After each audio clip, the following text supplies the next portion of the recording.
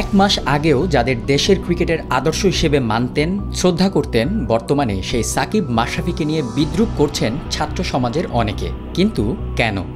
রাগ, ক্ষোভ, দুঃখ নাকি হতাশা থেকেই এমনটা করছেন তাদের ভক্তরা?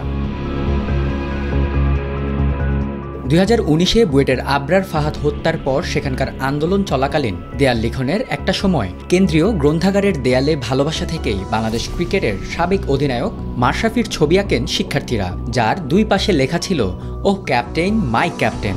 2024-এ এসে মাশরাফির ওপর রাগে ক্ষোভে তার সেই ছবিকে তারাই রূপ দেন জোকারে, কেটে দেন দুই পাশের লেখাও, সঙ্গে ছুঁড়ে মারা হয় জুতোও। শুধু মাশরাফি নয়, দেশের বাইরে গিয়ে সাধারণ মানুষের ক্ষোভের শিকার হচ্ছেন সাকিব আল হাসানও। কানাডায় গ্লোবাল টি-20 খেলতে গিয়ে সেখানে থাকা এক বাংলাদেশি ভক্ত সাকিবকে জিজ্ঞেস করেন, চোখে না হয় দেখো কম, বিবেকটাও কি নিয়ে গেছে জম?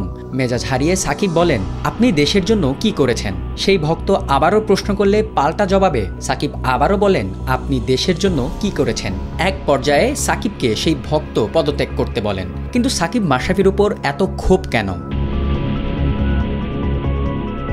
চলমান কোটা সংস্কার আন্দোলনে ছাত্রদের সঙ্গে একে একে যোগ দিচ্ছেন দেশের সর্বস্তরের মানুষ।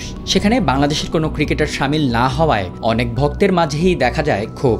দেখা যাবেই না বা কেন? যেখানে গোটা বিশ্বে আলাদা এক সুনাম রয়েছে বাংলাদেশের ক্রিকেট ভক্তদের, সেখানে নিজ দেশের এক আন্দোলনে নিজেদের পছন্দের ক্রিকেটাররাই রয়েছেন নিশ্চুপ। তারই প্রতিফলন দেখা যায় ছাত্র সমাজের মাঝে।